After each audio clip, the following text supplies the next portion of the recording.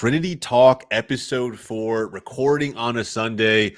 If you've been tuning into this channel, you already know who we are. My name's Jose. I'm joined by my good friend Kelson here. And if you're not new, or I say if you are new, you haven't tuned into this channel before, guys, do me a really quick favor. First and foremost, like the video down below, subscribe to the channel. Two very easy, very free layers of support help us grow. And we're trying to get the word out around this show, right? This show that covers specifically Dallas Trinity FC in their inaugural season in the USL Super League.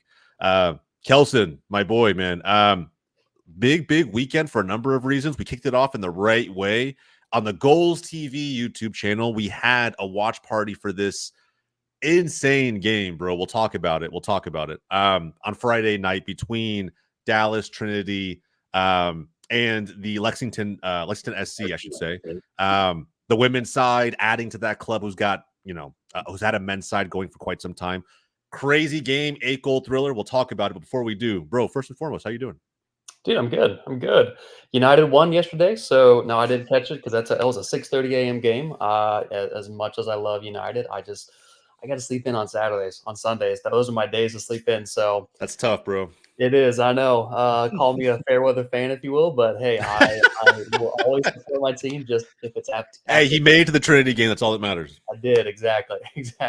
But no, man, it's a good weekend. Love that. United won. Hey, I'll take that 3-0. We needed that win, so it's been a good weekend. Just that set the standard for this week. I mean, hey, Dallas Trinity actually set the standard for this weekend. Kind of going in, it was great that we got to see the 6-2, on Peacock. So being able to stream it, from the house, wasn't there sweltering on the heat. But sorry, I wasn't able to make it to the game. I know we were both, streaming it from our respective homes, but great that we were able to do that. And that set the stand for the weekend, and then followed up by United on Saturday morning. Yeah. Basically what I'm saying, it's been a great weekend. How about you? It has been. It's been good, bro. It's been good. It's kind of a weird weekend because for those who have seen me create content or just know what I cover on Twitter, FC Dallas did not play this weekend. It was a bye week, a really weird bye week. I will say that too for those local Dallas soccer fans. We're in a playoff race, and it kind of feels like it's getting away from us a little bit. I feel like it would have been great to play this weekend, considering that Austin lost. Considering that St. Louis also lost, Minnesota got the dub. That one kind of hurt. The one spot ahead of us in that final wild card spot. But anyway, outside of FC Dallas stuff, man, a fantastic weekend. And I think, from Friday's perspective, while we would have loved to have been at the game in person, still a great turnout crowd-wise. Right. And I think even with us being able to watch the game at home, keep in mind, right? I mean, you live all the way out in Louisville, coming from work. I have a family coming from the south side of Dallas. It was just too difficult to make it work in person. But we did the watch party. We're going to do more of those. Again, I'll say it one more time. If you haven't done so already, subscribe to the channel below. You're going to be able to tune in and catch every one of those watch parties moving forward on this Trinity Talk channel. And then beyond that, man, fucking huge watching today. Saturday, there was no soccer. It was great. I got to, from the sense I got to catch up with some family time, hang out with the wife, take her out to go do things. It was awesome. And got a little bit of like a calmness in my weekend because normally Saturdays I'm up bright and early. I did see your United play. I was up for that game. Thank you. Yeah. No support for United specifically. I would say it's more of like this is what I do on the weekends. I'm up at 5 a.m. with my kid and I'm there to watch footy just about all day. But beyond that, watching Spurs lose to my Arsenal, amazing. Loved it. And watching Barcelona thrash Girona in the Catalan derby, loved it. Fantastic Sunday from that perspective. But as we've alluded to in the first several minutes of this episode, Dallas Trinity FC kicking off the weekend in a fiery game that led to ultimately the first win in club history. We'll break it down. This was the goal of this episode today is to kind of break this game down from our perspective before we tease the upcoming match on the 25th against Brooklyn. We'll get there, but before we do, and before I give my take on how the game really went, Kelso, talk to me, bro. How do you feel this game kind of started? What were you ultimately looking for as we went into the game? You and I talked a lot about it going in, but on Friday night, what were you expecting? On Friday night, I was expecting a win. Well, let's just be honest and be clear about that. Reason being is because we've seen our ladies play. This is, the third game, right? Not Mhm. including, Barcelona there, right? So this is the third game that we've seen in the league, and based off of those previous two performances, we should be dominating teams. And in the first half, I'll be honest with you, I was left a little bit disappointed, just in the way that we were playing, and some of we gave up two, goals that, Lexington, credit to them. They were able to capitalize on, two games in the whole game, right? But they were able to capitalize on just some quick counterattacking football. So that's how they got that 2-0 score sheet. Their first, goal that they got, that was just, very well worked and very quick on that counterattack. And so congrats to them. They caught us out. But at the same time, congrats to our ladies for we went down, right? We went down and then we came back, and we didn't just come back, but we stormed back, in that second half. That was just a tremendous turnaround. It was like a different team kind of walked out of that dressing room, and it was, we still started off a little bit sluggish. That's how Lexington was able to come in with that second goal at the very start of the half, but at the same time, it was still better. It just basically they grew into the game, and they started making their passes to each other. They actually, it wasn't a inch off or like the foot off, right? Well, we've seen a lot of, from like the midfield coming into the forward attacking threat. It has never clicked. And then, going into the second half, it actually did click. So we got the 6-2 result. And so I was absolutely thrilled. So I know kind of maybe that was a longer answer than you're expecting, but, first half, not great. Second half, totally different team. And we blew Lexington out of the water, which I was very hopeful for and glad we did. Yeah, yeah. I think look, just to go back to the beginning, right? And how this game kicked off. I mean, like Kelson already mentioned, we were going into this game thinking that we had the only gap in our game up to this point was really finishing off strong opportunities, right? Because I feel like we're creating a good amount of them in the first games against DC Power, against Tampa Bay Sun, and it just always felt like we rued those missed chances, right? Whether we went up first, like we did against Tampa Bay, or we went down first, like we did against DC, it just felt like it was a mistake in the back that was costly. It was Enzi not converting. It was Thornton not converting. It was a number of just missed opportunities on both sides of the pitch that made it feel like in each of those opening games, it felt like an L. It felt like we just dropped points, and that we didn't really need to drop or shouldn't have dropped. And so going into this game, to me, it was win or bust. It was very much win or bust in a sense that if we don't win this game against Lexington, I don't know how the season's going to pan out. And this is in a season, the inaugural season, where I've seen a lot of hype from USL Super League fans saying that Dallas is poised to be one of the best teams in the league, if not the best team, just based on paper talent. And when we open up, like what you see on your screen, when we open up the game like this, right, where if you watch that first goal, it was just a counterattack. It was a counterattack where Gabby Guillen was pushed all the way up as the left back. Davison and Hardiman had to defend a very fast, very quick. I think her last name is Utley. Utley, I don't remember how you pronounce it. But her ability to take defenders on 1v1 and convert, she had both goals for Lexington, I believe, in this game. And Oh no, it was Utley and Parsons. oh yeah, that's right. Uli had the goal and the assist, so she had both goal contributions, if you Yeah, will, so still right?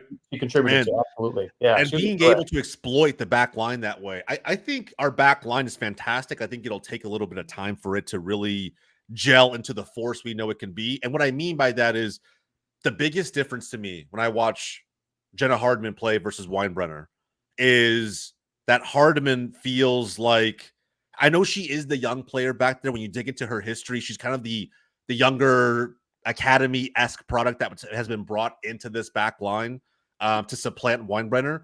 And I think that's that. Like she may be a little bit more gifted as a defender, but I think it's still taking time to kind of gel and be this very strong unit in the back cohesively across the entire unit. I don't think Jenna makes them weaker. I don't think her lack of experience, Hardiman, I don't think it makes them a worse defense.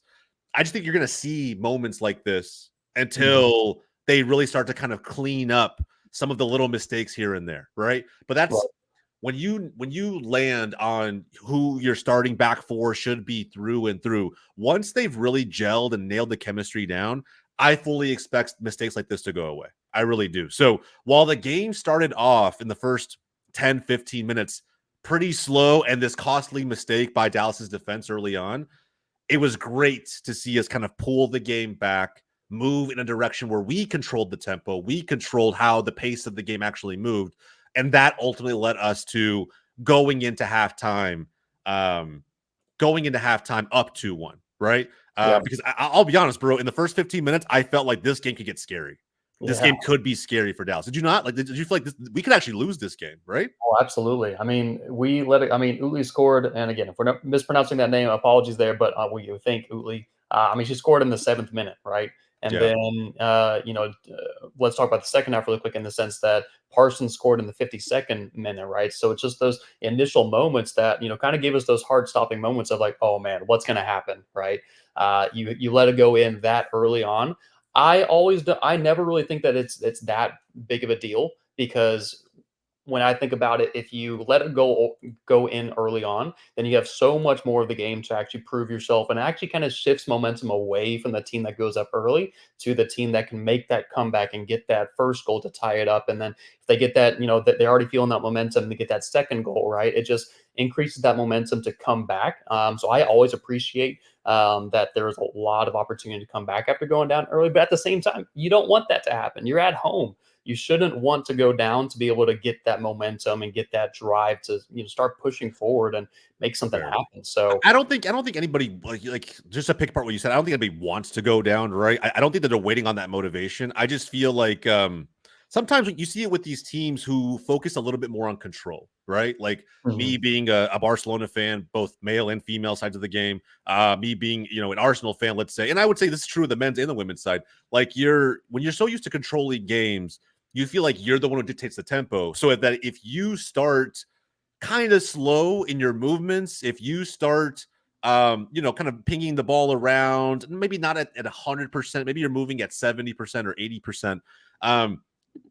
All it takes is for a counter attack to expose that thinking, that mentality. And then before you know it, it's like, okay, guys, whether they score or not, we have to wake up, right? Like we have to play a little bit faster because this team is coming at us in a way that we're not dictating the tempo of the game. And I think that's kind of what it felt like, right? Like I don't think it's like one of those like instances where we're waiting on I'm putting myself in the mentality of the players. We're waiting on the opposition to get us into this game. It's just we're used to being the ones to dictate the tempo, and maybe we want to start this game solely having possession before we try and break them down. So I don't know. It's again still right. early, 3 games in, but that was just me being a little bit nitpicky of what you said.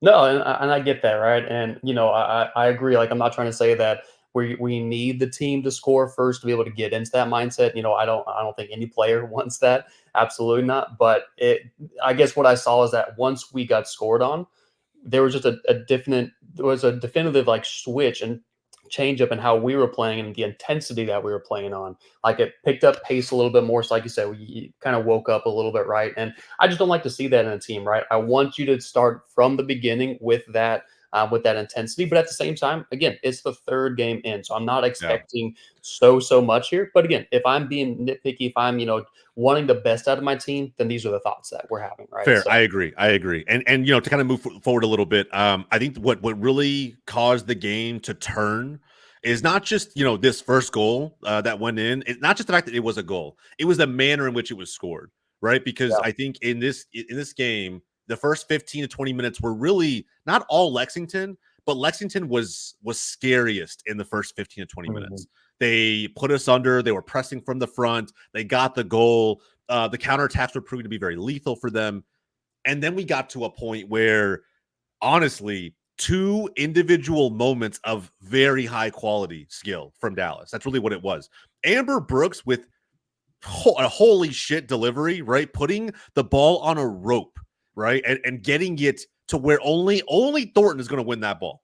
There's nobody else who's going to win it. And the finish from Thornton, man, this Okay. header was as clinical as it gets. As clinical as it gets. Like I really can't think of even many like finishers with their head on the male side of the game who can match this. Like this is a very clinical finish, and it almost made me feel like this is now another sort of threat that we have. I feel like Thornton has been in the first opening 3 games of the season has been really tried to be the link up striker, trying to find ways to make runs behind the back line, ways to maybe even drop in a little bit deeper and get the ball and make something happen. And now we kind of know that this is another tool in her tool belt, right? So Right. something else that we can kind of throw out there in the game if things aren't going our way to shift the momentum. And that's what I think happened here. Yeah, no, I want to actually add on to that as well. I totally agree. I think Thornton did that was a terrific finish. So Thornton, great job on that. Like that was absolutely clinical. It was amazing to watch. But I have to point out Amber Brooks there, just because that so that the assist that she provided there, and then the second goal. I'm pretty sure she scored the second goal, if I'm not mistaken. Um, She did. yeah, so that was if I look at both of those, one, she kind of put it on a rope, right? Like you said, for Thornton. And then that second goal, she just picked her spot. And look at Bro, that. Oh my God, that is insane, beautiful. insane hit. Insane Um, hit. and if I can just say with Amber, that was just again absolutely gorgeous goal there. But I felt like she was getting more involved in the attack of this game, and I don't know what changed there. And hey, Amber, if you're listening to the podcast and if you heard us criticize you last time, hey, you did amazing today. So I like to think she saw it like, you know what, guys, bet. I'm I gonna got prove you. you all Don't worry wrong. about it. Don't worry about it. Yeah, but hey, that was pinpoint accurate there, and she just took her time, lined it up, was like, "Hey, I'm going to put that in the back of the net there," and she did, right? And just her positioning, I think throughout the game was tremendous. I think that she really had a breakthrough game on this one against Lexington, and yeah, I'm just full praise for her there, and it was just a great way to, because that happened what the 45th minute plus 2 minutes of extra stoppage time, right? That was just a great way to then go into the locker room saying, "Hey, we're up a goal now. Just let's finish this game off. Let's go get some more." Right? I think that's the mentality that they went into that dressing room and they came back out. So yeah, Agreed. just great job, Amber. Yeah. Yeah. Yeah, 100%. And that's how the first half ended, right? I think it finished better than it started from a number of perspectives. And I think something that, I was kind of hoping that would kind of switch on a little bit at the half is not that she had um a bad game by any means, right? Because if you actually look at, which I'll pull it up now, if you look at the starting lineup, I kind of had a feeling things could go this way, okay? And what I mean by that is when you look at the starting lineup, there was no Enzi Broussard. That meant that who's going to be the biggest like link up player, right? You ask yourself that question as a fan because that's probably going to be who Lexington hones in on most. And I think from our perspective, right, we talked about Chioma, right? Ubogagu, she's got to be probably the most lethal player. Nothing against Thornton. It's just that I feel like the wingers offer so much to Dallas that when Enzi Broussard now comes off, Henson replaces her, and you have Ubogagu now as like the focal point. Right. Lexington's probably going to find a way to make it difficult for her, either to get on the ball or when she gets on the ball to find other players to link up with quickly, to find Mesa quickly, to find Thornton quickly. Well, she Um, was. Correct me and if I'm wrong. Ubagaga was like she was double teamed the whole game, right? yeah, and that's Yeah. what I wanted to touch on, right? Is like when you look at this lineup, I kind of had that feeling that that could be the case. And then when you watched how the first half played out, dude, every time outside of maybe one or two passes, she basically had to go backwards, right? She every time she got the ball, no room, no time on the ball to do anything with it, to turn her defender. She Yeah. probably had a couple instances where she did that, but even then, when she turned her, she was kind of isolated. She wasn't in a position where she could easily find, Mesa, easily find Thornton, easily find Henson. She almost had to go backwards, right, to either Guillen or to Brooks almost every time, outside of the handful of instances where she got to use her skill to get by the defender and push the ball up the pitch a little bit. But the end product, again, because of how quickly defenders were closing her down, it just really wasn't there. So in the first half, Mm. going into halftime, I was thinking, okay, second half, we need to see something, right? We need to see her get involved. I want to see Petroselli find a way to free her up in certain moments in the second half. And dude, I feel like that was a legitimate adjustment that was made. I feel like in the second half, Ubogago, like just for whatever reason, had such an impact, right? It was 2-1. And despite the fact that we went in with the lead, right after halftime, they score again, what, 5 minutes in? Yeah, I think in the 52nd minute. So 7 minutes Okay. in. Yeah, I mean 7 minutes for both, right? That's actually kind of crazy that they scored 7 minutes on honestly almost exactly. 7 minutes into the first half, 7 minutes into the second half. Yeah. And it's the same impact player for Lexington, right? Where again, I don't think she was necessarily cooking Guillen by any means. I actually think Guillen's a hell of a defender. I just think it's one of those instances where, because of how involved our fullbacks are, they don't play inverted per se. I think Dorsey could. We talked about that a lot on the watch party, how she has an opportunity to be a little more inverted and push higher with the midfield into attack, but they don't really do that. They're just kind of involved. They kind of just push ahead, offer themselves up as options. But that does offer up risk, right? The opportunity for a quick winger like Utley to just like take the ball, or to get a ball over the top and present another threat. And this was legitimately, the second goal was a keeper. It was a keeper punt. It wasn't anything else. It was just a straight shot down the wing, and they exposed us. The camera wasn't even on the actual run of play when they scored this goal. That's how quickly it happened. They were showing Dallas's attack against Lexington. They were showing a replay, and then all of a sudden they cut back to the live feed and goal. And we didn't even see what would happen. We actually had to watch the replay to see what was going on. So yeah, you're absolutely right. It was lightning quick. And it was a hit from distance, bro. Like I mean, we talked about how great Amber's goal was. Like, you see the shot that was it Parsons hit, right? Because again, it was that ball over the top by the keeper. Like, her ability to just hit that right from distance, seeing that Sam Estrada's pushed all the way out, not all out of her box, but enough off of her line that you could maybe hit that from distance. Bro, so many bangers in this game, like on both sides. So many classy, great goals that were scored that I think if you're a neutral, you loved every aspect of it. But anyway, it was tied 2-2. From there, everything just opened up, right? Everything kind of just started to open up from Dallas's perspective. And it was Ubagagu who got not just the third, but also the fourth goal for Dallas. And bro, the fourth goal, holy shit, man! Like, I mean, it was an absolute banger, was it not?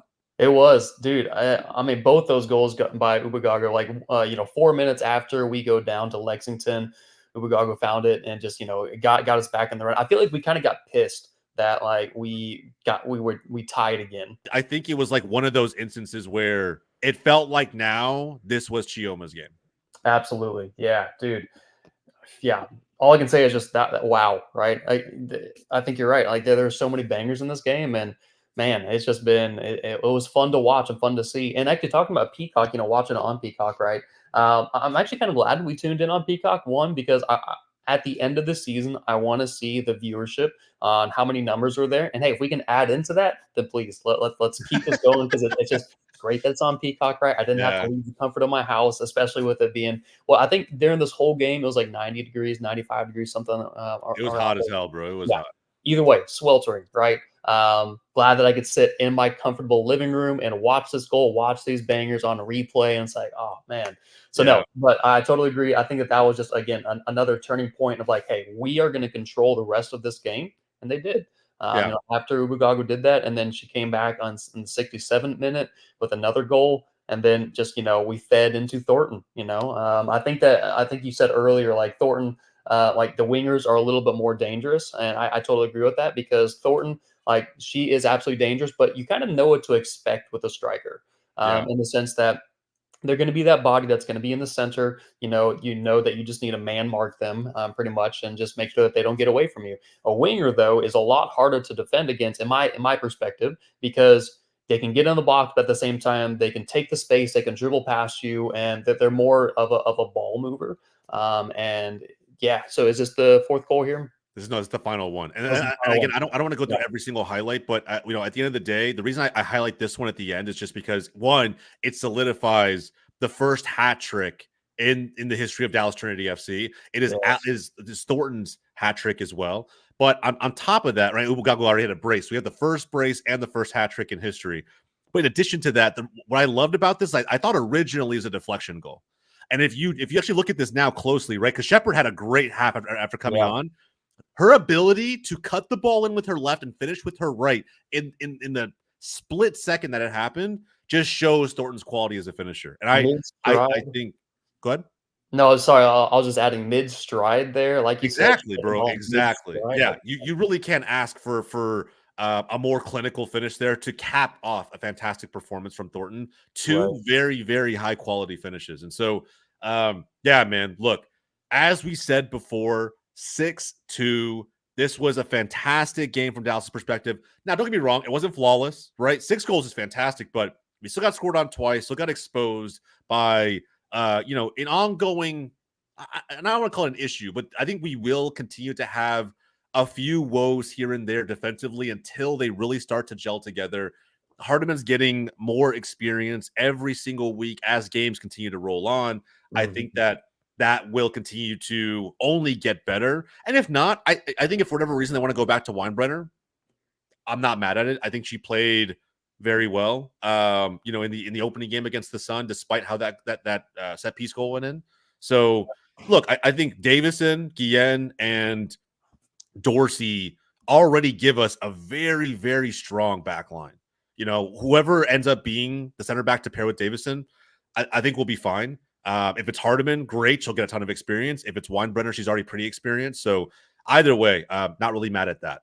But looking ahead, right, to where we are today in the Super League, how things have kind of panned out. Check this out, man. I said before on the watch party stream, we had to have a good game for this reason, okay? For this very reason. These are the standings now, right? Carolina, prior to Friday, was like the only team minus Tampa Bay that was like doing something, right? They were picking up wins, multiple wins in the league. Right. Dallas started off kind of slow. It is what it is. But now you look at this, and we're firmly in second. Of course, the goal differential now, right? A 6-2 win helps you a lot. And so our goal differential, we're 4 ahead of Tampa Bay. We tied them. I felt like we should have won, even if it was on the road, but that road point still helped us out a little bit. And yeah, we're sitting above that top 4 playoff line, so to speak. So yeah, man. Looking at this, anything that sticks out to you? No, I think that I'm excited for Brooklyn. I think that we deserve to be. I think I said it in the beginning of before, or as the game was progressing in the very beginning. We deserve to be a top 3 team. I think that we've proven that. And so the fact that we are second, I think that we can absolutely challenge Carolina. Carolina is going to be incredibly hard once we actually play them, which I think is not until the end of October, if I'm not mistaken. But that's going to be definitely a game to tune into. But I'm excited for this game against Brooklyn. I think that they will definitely give us challenges, of course, but I think that we can definitely take it to them. I think that we'll definitely prove that hey, we are still one of the best teams out there, and I expect us to win against Brooklyn. Let's just go with that. Yeah, I do too. I think we should, and I think if you look ahead even a little bit right at our schedule, I think so at the time of recording today, the Brooklyn game comes 10 days from now, right? So big win, but the reason I like that, at least it being spread out a little bit, is because it's really easy when you have games that are tight. It's really easy for a big emphatic victory like a 6-2 to seep in deeper than it should. You know what I mean? For it Mhm. to be for you to rest on your laurels a little bit and feel like guys, we're them, right? Like we are a force to be reckoned with. You kind of buy into your own hype a little bit, and then you often see with new teams who are still trying to figure it out, a humbling result follow an emphatic victory like this. I feel like the 10 days gives us enough time for us to celebrate the big dub, to have a good time with it, and then for it to kind of move on. And us to have that goldfish memory in a good way that we need to have it to get ready for Brooklyn, right? Because it's got some trap game potential to it. And then get ready for a top 4 matchup against Fort Lauderdale. I think that this is going to be, and these games will be four days apart. So there's going to be some rotation. Again, it just presents a unique opportunity for us to slip up, and I don't want to see that happen. Right. No, I agree. And I honestly feel like our game against DC was our, low moment, right? So I actually don't, I think that we are going to do really well against Brooklyn. I think you're absolutely right. There is that trap potential, just coming off of such a high that you're like, okay, cool. We're so confident that that kind of gets in your head a little bit. And then you have a big, loss there. But I Yeah. feel like because that opener, it was a draw. As we mentioned, as we were leaving the game, it felt like a defeat because hey, that's the first game. That is our home stadium. We should have won that. We played better than DC, so we should have won that. So I'm hoping that that this is just our path that we just keep performing like we did against Lexington and take it to Brooklyn. So I'm excited for this. This is gonna be great. Yeah. And check this out, right? I mean, at the end of the day, we have 4 straight road games. This is another That's big crazy. point to make, right? Fuck, this is insane. I mean, like, it's insane because the season itself really isn't that long, right? So, like, like a crazy long season. There's only 8 teams in this league. It's not a crazy long season, but 4 road games in a row will be a unique test. I'm not sure how many teams actually have to deal with. But at the end of the day, 4 interesting tests ahead of the next home game, which will probably prove to be the game as the top dog in the league makes its way over to the Cotton Bowl in Dallas to take on Dallas Trinity, which is Carolina Ascent. And if we go back to this, right? If we go back to looking at everything, Carolina have yet to lose a game. In fact, us and them are kind of in that same position to an extent. They have one more win. We have one more draw. But I feel like these are probably the 2 best teams in the league at the moment. And they'll be here on October 25th for that game. We will be there. I think it's going to be a massive matchup that we have to be in the stadium for to really kind of feel all the way through. So, yeah, Right. man, look, a lot of time between now and then. We got, about a month and 10 days before we get there. But I think we'll learn a lot about this team as we prepare for that showdown at home on October 25th against Carolina Ascent. So I'm really Absolutely. looking forward to that one, bro. It's going to be a good one. But anyway, man, look, I think we did a really good job of recapping this episode. Before we conclude today, anything else you want to let everybody know about?